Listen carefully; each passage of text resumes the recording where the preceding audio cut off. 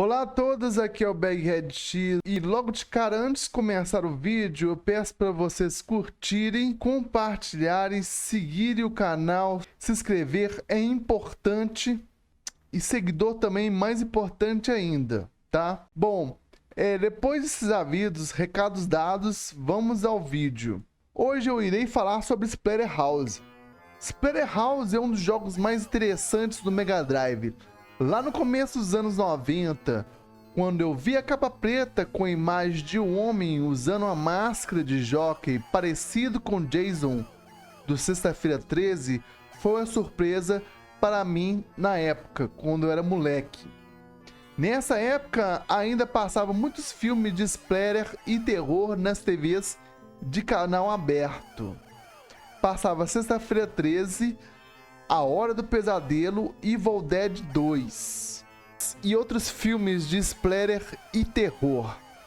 Era tão marcante nessa época, onde passavam esses filmes em canais de TV aberta, geralmente num horário da noite, o horário nobre. Esses filmes lá nos Estados Unidos acabaram influenciando o mercado japonês, influenciando desenhos e animações e OVAs de ficção e contos de terror também, que geralmente vinham mistos, trazendo ficção e terror. Isso nos anos 80. E mais tarde veio aparecer aqui no Brasil, com pura influência de Cavaleiros do Zodíaco, Yu Yu Hakusho e outras animações, vieram aparecer na Manchete em 97 e mais tarde, no final dos anos 90, histórias como A Lenda do Demônio e outras animações. O filme Sexta-feira 13 fez muito sucesso na época, nos anos 80 e no começo dos anos 90. Jason era um vilão muito famoso na época e chamava muita atenção usando uma máscara de jockey e com seu andar meio calmo, vamos por assim dizer. Tinha jogos de Sexta-feira 13 para Nintendo 8 bits e outros consoles.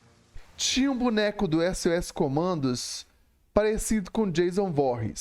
O Jason influenciou muitos outros filmes de terror splatter.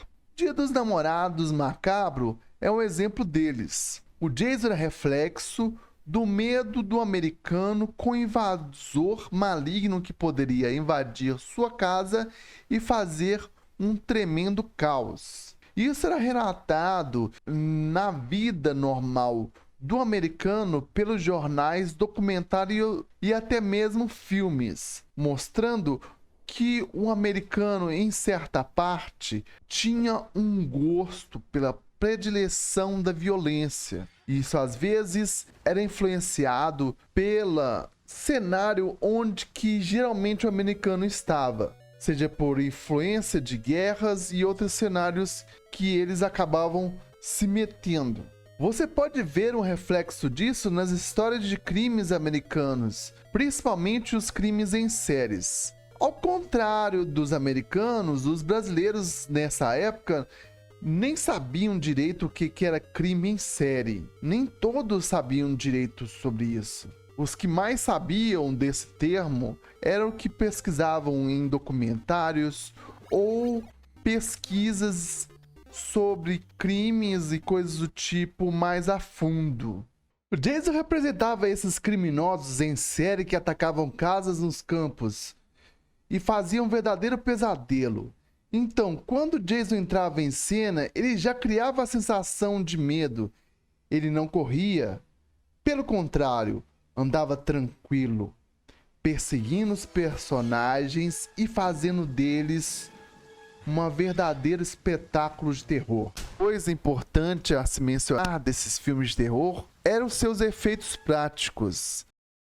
As maquiagens e os animatrônicos que eram usados nesses filmes de terror eram posicionados de uma forma que pareciam ser reais.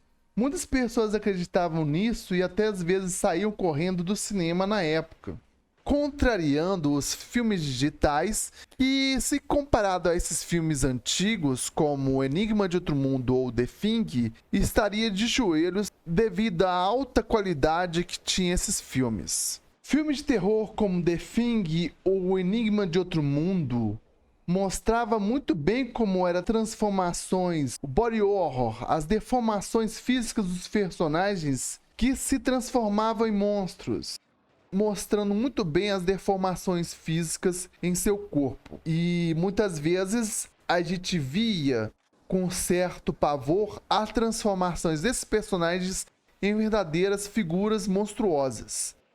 Botava medo em muita gente. Ou monstros alienígenas que também se transformavam em insetos como formas antropomórficas. Tudo isso representava o medo do desconhecido. O terror que se mostrava no mistério do obsceno, no mistério do além da imaginação.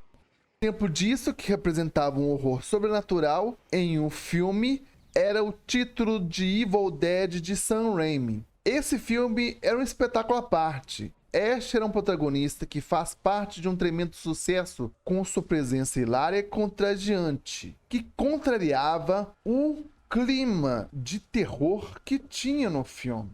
Que as pessoas não conseguiam entender que um personagem tão ridículo poderia estar em uma cabana onde tinha um demônio que estava por perto querendo corromper Ash e as pessoas que estavam próximas a ele.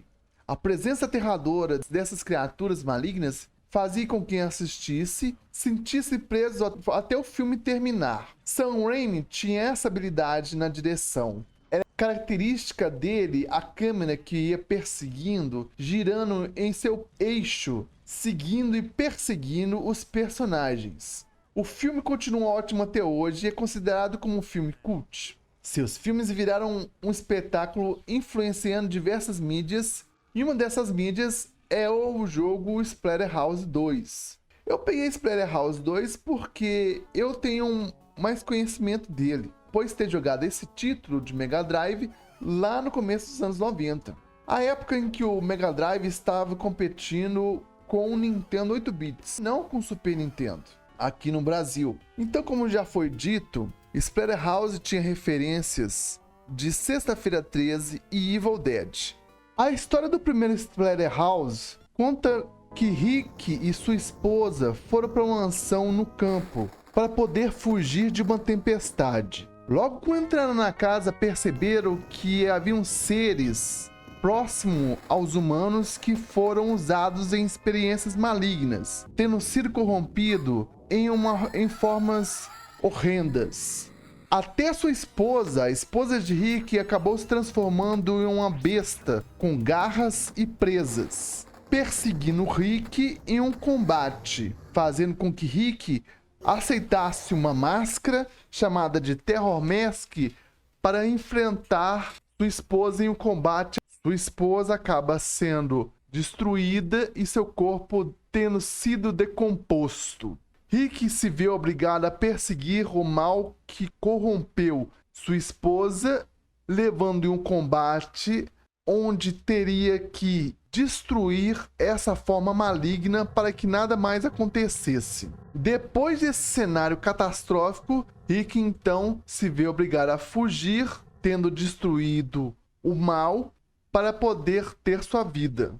O segundo jogo de Splatterhouse 2 conta então a partir desse momento onde Rick, já tendo derrotado as forças malignas que ocasionou o mal à sua esposa, se vê mais uma vez nesse cenário tendo que enfrentar esse mal, pois a Terror Mask que estava dominando Rick havia informado que sua esposa estava viva. A Terror Mask, ela pode oferecer ao seu hospedeiro uma força imensa, mas o malefício disso é as visões de pesadelo e as visões distorcidas de um possível futuro, ocasionando numa tortura em seu hospedeiro.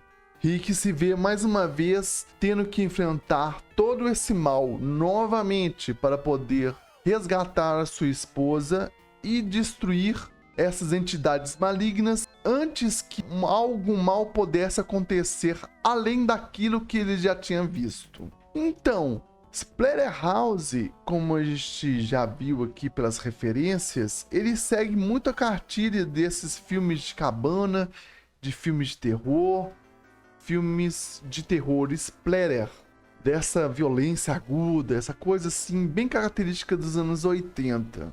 Mas uma coisa que é importante dizer aqui para quem estiver assistindo esse vídeo é que esse jogo, tanto esse jogo quanto os filmes, são meramente figurações do medo do americano normal nessa época, devido aos conflitos que eles viviam, devido ao medo que ele sentia a algo que pudesse acontecer. Pensando que em parte de entidades malignas ou experiências científicas que corrompem as pessoas, isso de certa forma não existe. Isso é um reflexo de um medo, de uma fantasia exacerbada. Nada mais do que fantasia. E ela acaba sendo uma representação artística desse medo. O que vamos dizer assim, de certa forma, que é usada para a diversão das pessoas. Mas como toda diversão, a gente deve saber como filtrar aquilo que a gente vê, para não, dizer assim, alienar a nossa mente com o próprio medo que vem de fora. Enfim, agradeço a atenção de vocês, uma boa jogatina e até a próxima.